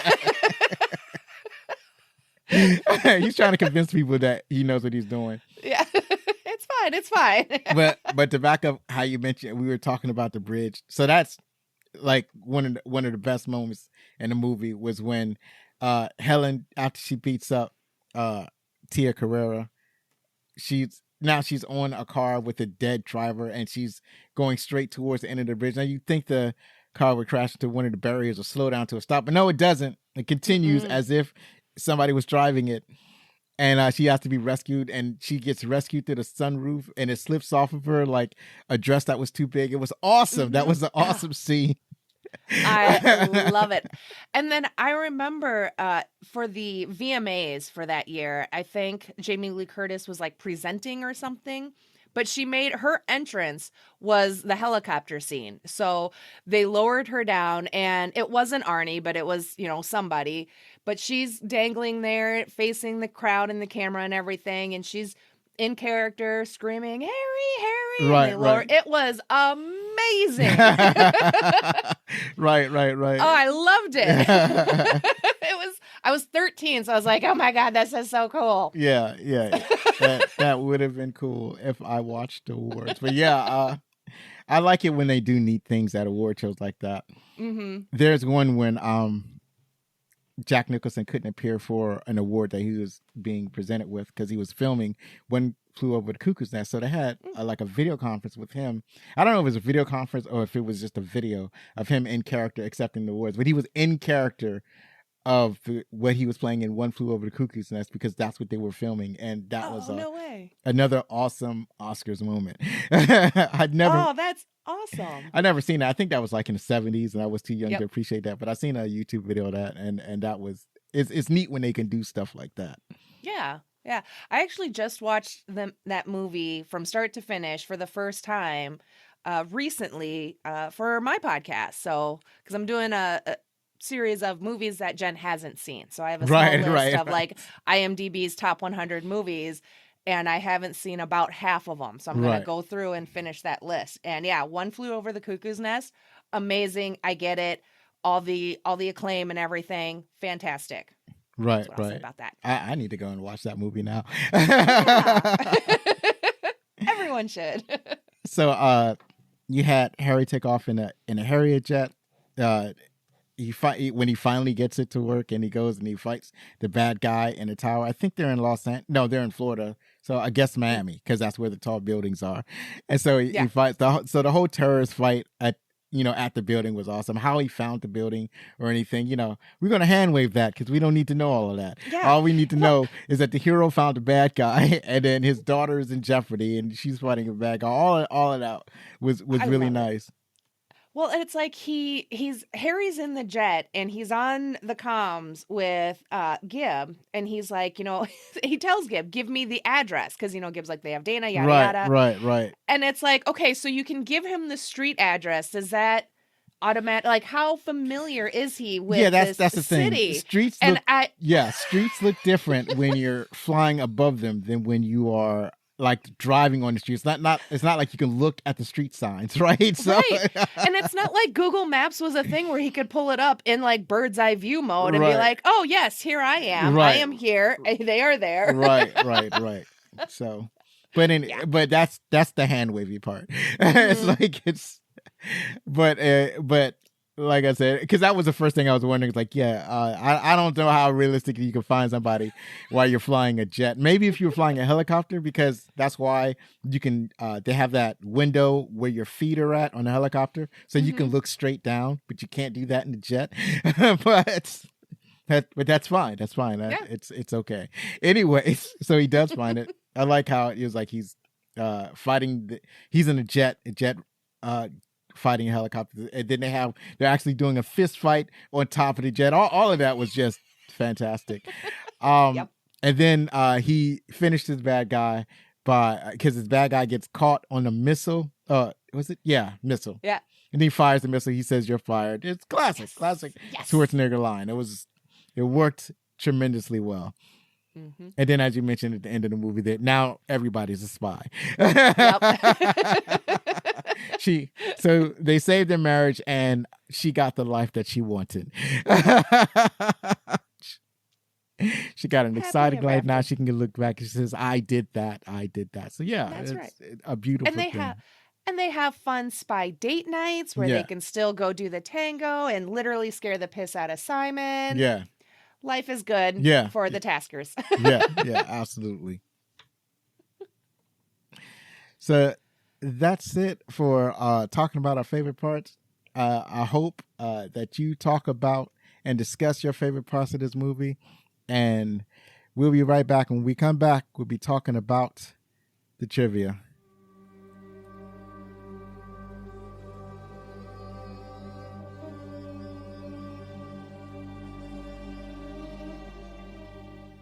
All right, we're back with the trivia, and we get our trivia from IMDb, the greatest source of trivia in the known universe. So, Jen, why don't you start us off with the trivia? Let us know what the behind-the-scenes scuttlebutt with this movie. All right, let's see. I'm going to have to pull this up on my phone because I have bad eyes. And I can't see the tiny print that well. So I apologize. Give me 1 second. That's all right. My eyes are bad too. It's getting to the point where I can't use my glasses to see near or far, it seems. It's kind of a problem. It's almost like they're just decorative at this point. They're doing very little. Like I actually probably need progressives or bifocals, but I don't. I've tried to use progressive lenses and they're hard for me to use, and I don't want to learn. So I guess I'm just going to struggle until it gets to the point where I can't deal with it anymore. Yeah, I'm kind of there too. So, all right. Well, so first up for the trivia, we've got when Harry tells Gib that Helen is having an affair, Gib tells a story about his second wife taking everything when she left him, even the ice cube trays from the freezer. This is a direct reference to Tom Arnold's divorce from Roseanne Barr that was happening at the same time. She was reported to have taken his ice cube trays when she left him as well. Arnold told the story to James Cameron on the set while saying, "What kind of sick bitch takes the ice cube trays out of the freezer?" Cameron thought the line was hilarious and incorporated it into the film. Yes, absolutely. And it was funny in the movie. It was, yes. And also, how petty. Yeah. You gotta be real petty. I mean, maybe just take one of them. I guess they're only like 50 cents. So it's one of those, it's more of an inconvenience because it's like you can pick up ice cube trays anywhere, dollar store, wherever, but it's never something you really think about. Right. I'm overthinking this, but I'm just like, it definitely seems to me that she was being petty. Mm-hmm. Surprise. Right. Up next, Arnold Schwarzenegger's biggest challenge for the movie was not doing all the physical stunts, but dancing the tango. He had to take dancing lessons to realistically perform the dance. He rehearsed the scene for about 6 months as he wanted to make sure that he was as good at the tango as Al Pacino was in Scent of a Woman from 1992. Yeah, I'm no judge of dance, but it looked good to me. I thought it looked good. Yeah. I'm glad he took it seriously. I'm so glad that he was like, I want it to look good, and he really took it seriously and went through the work. So I like to see that. The set of bra and matching panties worn by Helen Tasker during the striptease scene were Jamie Lee Curtis's own. Curtis rehearsed the scene extensively with director James Cameron, and it was there that the fall she makes in the middle of the dance was conceived. It didn't happen spontaneously during the actual shooting, as is often claimed. Arnold Schwarzenegger was not told of this beforehand, and this is hinted at when Harry briefly sits up in alarm, realizes that he is breaking character, and then relaxes. They did another take with the same gag, but Harry's reaction didn't look as spontaneous. Right. It's hard to fake that, and it looks so awesome. And they made sure the camera was just right to capture his reaction, so they knew that it was going to happen. Yep. And it was perfect. I love it so much. Perfect. It was like she fell and she got up and he started to get up. It was like, oh, I love that part.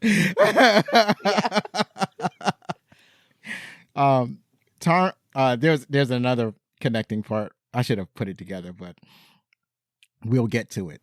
But in the meantime, Tom Arnold didn't expect to get a role in the movie and went to the audition mostly for the chance to meet the director, James Cameron. He did some scenes with Arnold Schwarzenegger, and Cameron immediately noticed the chemistry between the two actors. Afterwards, Tom Arnold jokingly said about Schwarzenegger, "He's not that big. I think I can take him," which highly amused Cameron and sealed the deal. Initially, 20th Century Fox objected. Tom Arnold's reputation at the time wasn't positive, mostly due to his public antics and then-wife Roseanne Barr. But when Cameron threatened to take the movie somewhere else if Tom Arnold couldn't be cast, they relented. When Tom Arnold later learned about this, he was grateful to Cameron for taking a chance on him. He became a good friend of Schwarzenegger and Cameron afterwards. So yeah, that's it. I mistakenly said before that he got the part because of Schwarzenegger, but he hadn't actually met Schwarzenegger before. So this is just awesome. It's just awesome that he just auditioned for a role and he got the role based on his abilities. So that's even better. Yeah, and I really like that James Cameron kind of had his back and fought for him. Right. To keep him in the movie. I think that's amazing, especially considering kind of Tom Arnold's quote status at the time. Right. So, good on you, James Cameron. Right, absolutely. And he was at a position where he can do that because he was, at that time, he had become James Cameron. It was right. Like, look, I make hit movies. You want a hit movie? You're going to do this my way because that's all I do. All I got out here is hits. Yep. All right. Schwarzenegger wasn't supposed to drop the tape recorder. James Cameron liked it and kept it in. Yeah. Brilliant decision. And it was like he was so engrossed, and Jamie Lee Curtis was like he relaxed his grip. He dropped it and picked it up real quick. That looked awesome. It fits so perfectly with that moment, and right. You would never guess that it was unintentional. Right. It had a lot of real moments in this movie that I appreciated. So the U.S. government supplied 3 Marine Harriers and their pilots for a fee of $100,736 or $2,410 per hour. Now I didn't get the what it would be in today's dollars. I didn't adjust them for inflation, but still, that's a lot of money. That's a lot of money. That's when Hollywood is like, we're gonna do it. We're gonna do it well. I suppose nowadays they probably would use CGI, but I'm glad they were able to use the real jets in the original. Absolutely. Yeah. Very cool looking too. So, the soundstage where they shot the Harrier scale model was the largest 180 degrees green screen background ever built. It's impressive. I had highlighted the next one accidentally, but you can go ahead and read that one. Oh, okay. To film the scenes on the old 7 Mile Bridge in the Keys, like the arrival and takeoff of the Harrier jet, the production crew closed down the traffic on the new 7 Mile Bridge at intervals for 7 minutes at a time. Whenever this happened, women were sent among the stopped cars, giving drivers Pepsis and bumper stickers that read, "I was stopped on the 7 Mile Bridge by Omega Sector." That's pretty awesome. I think it's adorable that it was like Pepsis and bumper stickers. Right. I mean, at least they got something for it, right? Yeah, exactly. I'd be like, all right, sweet, free Pepsi. It's usually nothing but inconvenience. Arnold Schwarzenegger had a near fatal accident on the set during the horse riding scene when his horse got startled and ran out of control. Schwarzenegger managed to slide off the horse, but did this near a 30-foot drop off. His personal stuntman saw what happened and was able to grab him before he went over the ledge. Oh Oh, my man, that would have God. been tragic. No, oh my That's Lord. crazy. Oh, good work for the stuntman. Right. Seeing that and being there. Holy moly. And he got back, and I'm sure Arnold got right back on the horse. It was like, yeah, let's Literally. take it again. When asked during an interview whether his wife, Maria Shriver, was bothered by him sitting there watching Jamie Lee Curtis strip, Arnold Schwarzenegger said that she asked him about it, and he assured her, "Honey, I hated every hour of it." Absolutely. According to the Guinness Book of World Records, this was the first movie to have a production budget of $100 million, and this made it the most expensive movie at the time, breaking the record of James Cameron's previous movie, Terminator 2 Judgment Day from 1991. It would lose this record the next year to Waterworld, 1995. Interesting. That's, huh. Well, I would say that I Waterworld should have been a bigger hit, but wasn't. I never saw that one. I haven't seen either, but I'm looking at this gigantic budget number and it's like, yes, it's James Cameron and everything. And all I could think was like, that was a lot of bumper stickers and Pepsis. Yeah, absolutely. In an interview, Cameron said that the idea for the film was suggested to him by Schwarzenegger, whose brother-in-law, Robert Shriver, had shown him a French film called La Totale, 1991. Schwarzenegger wanted to do a film like that because he thought the super-secret agent character was interesting. Cameron was surprised because he had never seen Schwarzenegger suggest a project based solely on his interest in a character. After watching the film, Cameron loved the idea of presenting a secret agent with nearly unlimited professional resources as a family man, basically asking the question, who would James Bond be if he got home and had to answer to his wife, and decided to make the movie. Yes. I love it. Thank you. It worked spectacularly. Yep. Jamie Lee Curtis called the film, without question, the greatest experience of my professional life so far. So I don't know when this quote was taken. Maybe she's had better experiences, but she had a very positive experience on this movie. And it shows. Yeah, you can tell. I feel like everyone just had a lot of fun here in this movie and, took it for what it was and just enjoyed making it and putting out just a fun-ass movie. Right. Let me read this next one because I made the same mistake again with the highlighting. James Cameron originally hired a team of writers to help come up with the film's jokes. However, after being mostly unsatisfied with their work, Cameron let them go and decided to try his own hand at comedy. He rewrote the script from scratch and kept only 2 jokes from the team of writers, one of which being Arnold Schwarzenegger's famous "You're fired" line, which was kind of cheesy.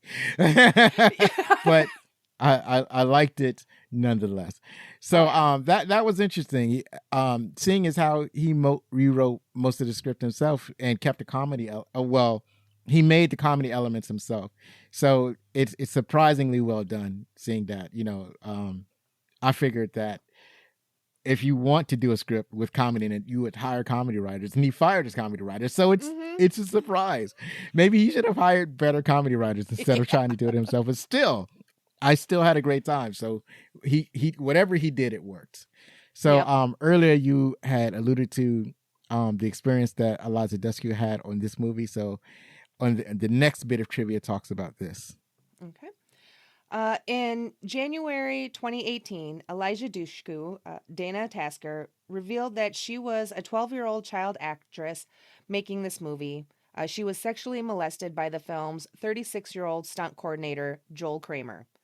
Dushku detailed how Kramer groomed her for several months to gain her friendship and her parents' trust, contrived to spend an evening alone with her, and then molested her.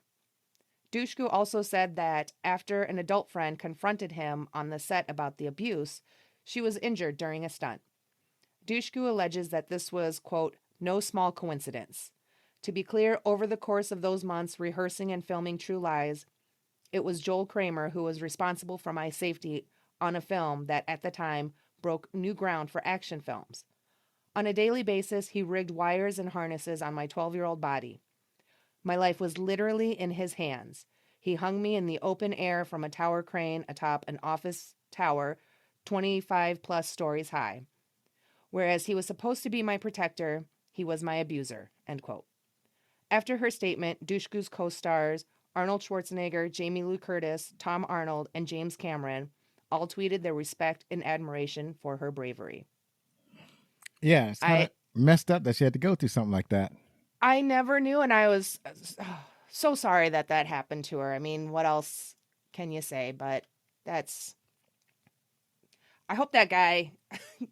I hope Karma found that guy. Right. Yeah, it's up to Karma now because he certainly apparently he never got punished at the time, and he probably continued some abusive behavior throughout his work in Hollywood. He's probably dead now or extremely old, but it's kind of it really is messed up that this kind of thing is happened. Like, it couldn't be a happy experience for everybody. Somebody had to ruin it, and that is upsetting.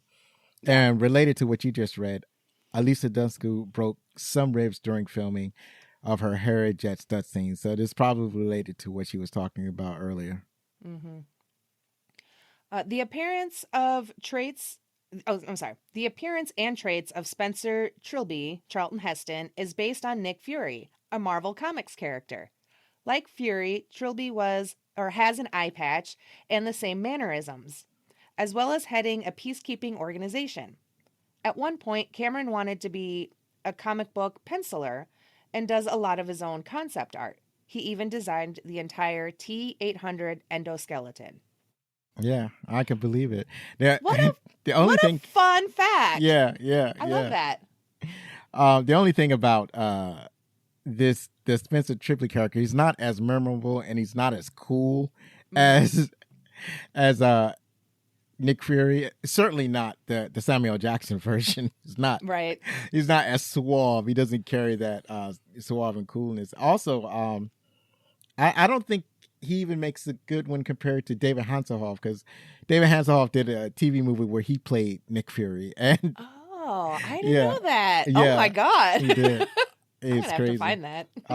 It was more of a campy version. It was like it leaned closer to the 1960s Batman than it does to the Marvel Cinematic Universe. Gotcha.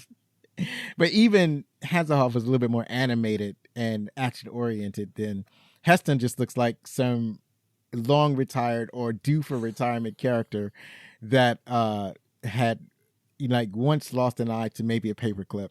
But it's like not he's not entirely, he doesn't speak, he doesn't have the Nick Fury vibe. He just maybe has similarities to the look, but not the feel, certainly, of Nick Fury. Yeah. I definitely appreciate and like the Sammy version. Yeah. Definitely a lot more fun. Like you said, definitely more charismatic. 100%. Do you know how the Sammy version, as you say, came into being? Not completely. I think I may have heard long ago that maybe when creating the character for the movies they had Sammy in mind, or for some newer version within the comic series they had Sammy in mind. Okay. Something like that. So what happened years ago, Marvel had splintered off a new version of their Marvel Comics universe. This is before the MCU, obviously. So Marvel Comics is always kind of generate interest in their books. So they'll create a new universe. So they had created a Marvel Comics universe they called the Ultimate Universe. And they started it with a superhero team called the Ultimates. And in the Ultimates, they essentially recast all of their the main superhero characters. They gave them a new origin story and so on and so forth. And so when they created the Nick Fury character, the artist made him look exactly like Samuel Jackson. So he was essentially cast in a comic book character version of Nick Fury before he was ever, before they ever considered making the MCU, before the first Iron Man film, before all of that. So when it came time to do the movies and they were going to cast Nick Fury, basically people were like, well, he's already in the comics. You might as well make it real. Yep. Exactly. Right. They've already cast him. Yep. Right. He's already there. So that's basically how it came about. So I've lost my place. You just read about Jamie Lee Curtis, I think. It was the Charlton Heston. Yeah, Charlton Heston. See, I forgot even what we were talking about. I just went off on a tangent and I lost the thread of the conversation. So, to continue, many problems plagued the shooting of the opening sequence. The mansion scene was filmed on an extremely cold night, and the mansion itself was not heated. All of the women wore dresses with nothing underneath, and the costume change room was set up outside in the cold. Kerosene lamps were used to heat the tents, and one of the extras' blouses caught fire. For their suffering through the harsh, cold night, the extras were paid an additional $50. Aww. That's crazy. They don't look like they're freezing. That's amazing. So good acting there. Yeah. But they should have did a better job of that. That was ridiculous. Exactly. They couldn't give them the $50 and a Pepsi and a bumper sticker. Right. It seems like they need a hot cocoa or coffee rather than Pepsi. Very true. Or I don't know if you've tried this, but I've seen an old ad where when Dr. Pepper was, advertising their soda and whatnot. One of the things they did, they advertised it as a hot beverage. Have you ever had hot Dr. Pepper? Oh, if your listeners could see my face right now, absolutely not. Oh, no, thank you. I have tried it, and it's actually kind of tasty. Really? Like, wow, that's an interesting thing to do, is to have hot Dr. Pepper. So you just like warm it up like on the stove or something, you would like. Well, I just did it in the microwave. I'm sure back in the 50s they had was a stove, but I just took a cup and put it in the microwave, and I was like, oh, that's a pretty neat experience. Is it still like carbonated, or is it still a little that's bubbly? The thing. It's because it's carbonated and it's hot, so it has an extra heat to it. So it's carbonated and it's hot, and it's still sweet because it's soda.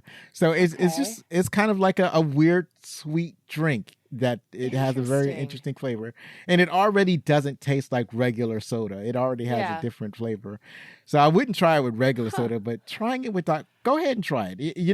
You're not going to lose anything. Like if you don't like it, it's just a can of Dr. Pepper. Right. You can either refreeze it or throw it out. Right. You're out about $1. All right. Okay, now I am intrigued. All right, I take back the face I made, and I'm curious. So. Right. All right. So let's see. Okay. Jamie Lee Curtis said that in his contract, Arnold Schwarzenegger gets top billing, then the title, then it would have said starring Jamie Lee Curtis. But when James Cameron finished editing the film and he saw that the film was really a, quote, domestic epic, it's a film about a marriage, end quote. So James Cameron phoned Arnold Schwarzenegger and asked him if it would be okay to put Jamie Lee Curtis's name before the title, to which Arnold immediately agreed. In the world of show business, as Jamie Lee Curtis has said, quote, the credit is such a coveted, negotiable commodity, end quote, that for Arnold Schwarzenegger to give her billing before the title was, quote, was a real mensch move on his part, end quote. I don't know if I pronounced that word correctly. Mensch? Mensch? Mensch, yep. I think that's how you say it. So what's interesting is I don't remember seeing her name before the title. Maybe it was. It certainly isn't in the I will have to rewatch the opening credits. But but she is right. That's a real important part. It's not in the posters, but on this, I think probably in the movies. I meant to look for this, but I forgot to look for it. So I don't remember. Maybe in the version I have, it's not set up that way. But she is right. That's super important to have that particular commodity where your name above the title. how or the billing order. There have been feuds over actors not being first in the credits. Mm-hmm. So Yep. up next, Tom Arnold said that he and Harry, played by Schwarzenegger, were the only ones totally honest with each other in the movie, and that is correct because everybody seems to be lying. Mm-hmm. Harry's wife lies to Harry. He lies to his wife. The salesman lies. The what you call it? Harry's, because he's a spy, he's basically lying to everybody. You have the terrorists are lying. Well, actually, I don't know. The terrorist seems to be telling the truth. I can't think of an instant where the terrorist actually lies, but Yeah, I don't think so because I think like even their kind of working relationship with Tia Carrere's character, there's honesty there right, because right, she's right. like, "Well, you're lucky you're paying me all this money." Yeah, there, Yeah, yeah. yeah. But I think as at least among the protagonists, the characters are always honest with each other. So yeah, that's an excellent observation. Yeah, yeah. And I never really noticed that, but absolutely. Let's see. Production took sufficiently long for the movie to run significantly behind schedule. Tia Carrere's contract was only for 7 weeks, but because of long periods of shooting, she ended up earning 7 months of pay. Bill Paxton was able to shoot another movie during breaks in filming, and James Cameron was frequently called by Roseanne Barr, who demanded that he allow her soon to be ex husband Tom Arnold to return to the set of Roseanne. My God, that woman's cuckoo. Right, right. Just all the problems. Oh, my Lord. All the problems. So James Cameron had known Jamie Lee Curtis since she had been directed by his ex-wife Catherine Bigelow in Blue Steel from 1990, and always wanted to work with her. However, his friend Arnold Schwarzenegger initially did not see her as Helen, his on-screen wife. Not wanting to hurt Cameron's feelings, Schwarzenegger relayed the message to his agent, and Cameron respected his wish. He auditioned many actresses to find a replacement, but after watching Curtis in A Fish Called Wanda from 1988, he knew he would not find one. So Cameron went on to Schwarzenegger and asked if he trusted him. When Schwarzenegger confirmed, Cameron said, "It's going to be Jamie." Schwarzenegger begrudgingly agreed, and to his credit, showed no negative feelings towards Curtis during the first days on the set. I'm pretty sure they kind of warmed up to each other, and I can't Yeah. see anybody else playing this because Curtis looks like a housewife. She looks like a housewife. And plus, like when she does the dance scene, when she thinks her husband is, when they set up that mission for her, because I can't say that her husband is like, she doesn't know her husband is even in the room. But when she Mm-hmm. does that dance scene, it's like, oh, she's housewife and she transitioned to being sexy at the same time. Mm-hmm. So she's like the perfect choice. I completely agree. I can't see anybody else in this role. I think that their on-screen chemistry worked really well. Like I'm watching it, I'm like, you know what? I like Arnie and Jamie as a couple, Yes. as a husband wife. I like this. So I'm glad that it worked out. I think that's awesome that Arnie was very professional and wasn't a butthead towards Jamie on her first days of being on set. And I'm glad that it worked out because, yeah, I think Jamie Lee Curtis can definitely do kind of mousy housewife and then sexy, sexy lady, Right. And she, sexy housewife. and I recently seen her as a evil bureaucrat on Everything Everywhere All at Once. Yes. Oh my God, that movie's so good. Absolutely. I love that movie. I also did an episode on that. Yes. So, okay. Let's see.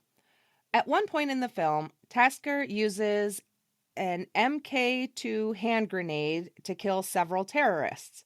For those wondering where this grenade came from, that would be me. It was originally in the script that Juno put a grenade between Helen's legs, saying all she had to do was keep her legs closed, which Helen remarks is a problem Juno seems to have. Ooh. When the two escape, sorry, I haven't read this one, so this is fun. Let's see. When the two escape, Harry repinned the grenade using Helen's diamond earring for use again later. They cut this scene out of the film, causing this grenade's presence to be a continuity error. However, the scene remains in the novelization by Dewey Graham and Dwayne Del Amico. This grenade, complete with the earring in place of the pin, is prominently visible on many of the posters for the movie and on the Region 2 DVD cover. You know what? Good I to never know. thought about the grenade. I never did until the other night, and I was like, no, seriously, where'd that come from? Right, and then again, right. I was like, you know what? I don't care. Right. I was thinking that it probably was a grenade that was already in the car or something. I mean, Yeah, they are terrorists. They keep stuff lying. There's stuff lying around all the time. They just leave stuff exactly. lying around, and They're she very just messy. happened to pick one up and instinctually knows how to use it and throw the grenade. I don't know. I never even thought about it. So this is the first Hollywood movie to be released in Vietnam since the Vietnam War, and so that's Oh, interesting. wow. Yeah, Uh, I think that's it's very like interesting. America kind of spreading. We're friends now, right? Yeah. It's kinda- Well, cool. Okay. we cool now. We cool. Yeah. So that's it for the opening credits. Not the opening credits. Where am I? See, I always do that. I always get my segments mixed up. That was trivia. I hope you learned something from the trivia. I hope you found something interesting. And thanks for joining us for the trivia. And up next, we're going to talk about what the critics thought. All right, we're back to talk about what the critics thought. And the critics gave, oh, you know what? I forgot to highlight these, but I'll read the first couple and then you read the second couple. So anyway, the critics gave it a 70%. The audience gave it a 76% on Rotten Tomatoes. And on IMDb reviews, it has a 7.3 out of 10. So that's pretty high. You got to watch those points on IMDb reviews. So when it gets to 0.3, you're like, oh, the audience really likes it. So yeah, it was a great movie. So Diane Byerge, I think I pronounced it right. Diane Byerge from The Hollywood Reporter, she wrote, Schwarzenegger's comic confidence and good guy tenacity are a perfect balance, while Curtis wins our sympathy as his repressed wife, showing some deadpan dolitry of her own. And Jonathan Rosenbaum from Chicago Reader wrote, if the Gulf War gave you an insatiable taste for burning oil and burning Arabs, this extravaganza will tide you over at least a couple of days. So a little bit more negative because he didn't appreciate the casting Middle Eastern people from the Gulf region as bad guys. And I totally understand that point of view. Because it's like when Hollywood picks its bad guys for its military or spy thrillers, it kind of gets stuck, right? For a long time, it was the Russians, and then every once in a while they're throwing the Chinese, and then when you got into a tiff with the Middle Eastern states, then the Arabs would be the bad guys, and a lot of time nondescript, just I remember watching what's it called? It's an airplane movie that's not Top Gun, Iron Eagle. And so in watching Iron Eagle, the bad guys were Middle Eastern, but nondescript Middle Eastern, like just vague as they could possibly be. So yeah, Hollywood would get stuck, but I don't think that it's a particular problem in this movie, especially given the time, and especially and they try to acknowledge it by having the art character. He's also from the Middle East, and he was also basically one of the good guys. He was on Arnold's team, and he was kind of funny. So yeah, I can see them attempting to balance that out. There was a similar movie that Denzel Washington did, where they had to deal with terrorists, and then they had Tony Shalhoub, and he was basically playing a Middle Eastern person, and he had to wrestle with like they were in the United States. And they were basically trying to detain a bunch of people from Middle Eastern descent. And Tony Shalhoub was playing, a partner. I don't know if they were detectives or they were FBI agents. He was playing Denzel Washington's partner. And it's like he had to deal with the consequences of them rounding up his son. It's like his son might be rounded up with all these other people. It's like, so is any of this right? Right? Is any of this just targeting people based on what they look like or where they came from? So I can see sometimes Hollywood trying to adjust for certain issues. But Jonathan's point is, I have to admit, is completely valid. And Yeah.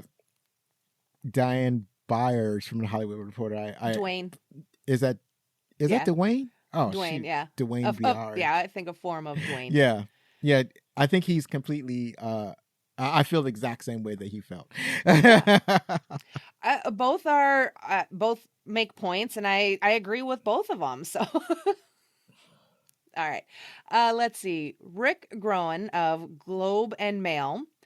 However high your ranking on the culture scale, I defy you to watch this and leave the theater without a whistled "wow," followed by a grudging "that's entertainment."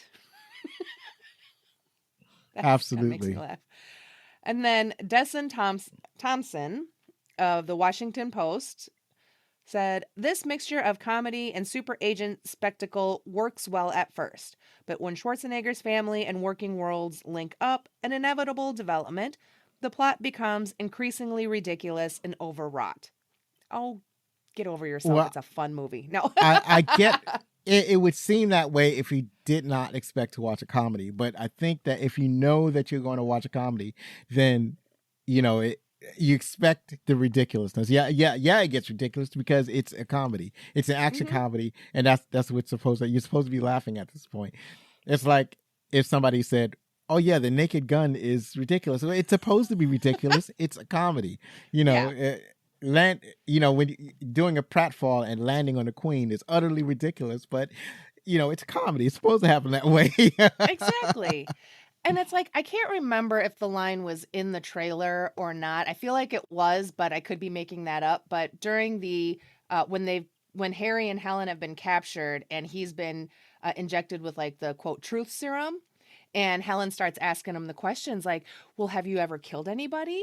And he kind of comes back with that kind of like sluggish but and almost childlike, "Yeah, but they were all bad." Yeah. In his Arnie, that was a really bad Arnie accent. I'm so sorry. I shouldn't have done that. But that, because like I said, I think that line is in the trailer.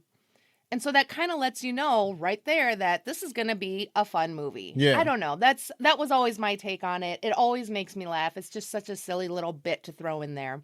Or the other thing, when she asks him, "Are we going to die?" And he's not. So he's like, "Yup."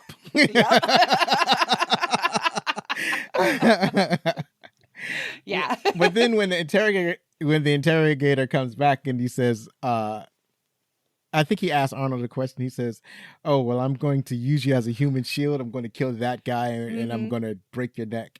Right? It's like, Yep. I guess the scientist forgot that he shot him up with truth serum. Or something, because he's like, "Yeah, well, how are you going to do that?" Right. Like, And he proceeds to do it. That was pretty funny. But because he's like, "Yeah, my cuffs, I picked them," and he lifts his hands up, and it's so funny. It is ridiculous, but it's fun. Yeah. I love fun movies. Mm-hmm. So finally, True Lies is, as of this recording, available for purchase, I guess, if you go and buy it on Amazon, or maybe you could buy it from the library, because it's not on the streaming service. Or you can watch it on Hulu. That's where it is. You can also, that's it. And I mean, I'm trying to think if there's any place else that you can get it, but no, I can't think of any place else. Maybe you can find it at Walmart. Good luck at that. So that's it for today. Next week, we take a look at my all-time favorite Christmas movie, A Christmas Story. I might even talk about A Christmas Story Christmas, which is a sequel to A Christmas Story.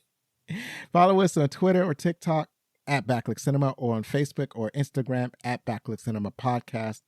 And if you're on Mastodon, at Backlick Cinema, at mstdn.party. Don't forget that you can contact us with any questions, comments, or suggestions at fanmail@backlickcinema.com. One last time. Oh, before we go, Jen, could you let our audience know where they can find you? Absolutely. So you can listen to the podcast on, Spotify, Apple, pretty much anywhere on any podcast player near you. I have new episodes every Sunday. So you definitely want to make sure that you're following, and so you don't miss a single new episode. And then you can follow the podcast on Twitter, because I'm still there fiddling like I'm on the Titanic, like everybody else. It's the biggest band yet, at Streaming Bubble. And then you can also find me on Facebook and Instagram as My Streaming Bubble. And like I said, I'm on Tumblr, but as like Tumblr or My Streaming Bubble. The podcast can be found if you just search My Streaming Bubble. Hopefully all the things pop up. So some of these newer socials, I don't quite have my handle name right, but I'll make sure and get all that updated. Yeah. Yeah. There we go. That was it. That's awesome. Well, last time, if you like the show, then please help us grow. You can do this by subscribing to the show, rate us, write a review on Spotify, Podchaser.com, Apple Podcast, or your favorite podcast app. And I know you've enjoyed our guest, Jen. So please listen to My Streaming Bubble podcast. Believe me, it matters. Be safe. Share a movie from yesteryear with your family. Hug your loved ones. And if you're going to be anything, be outstanding.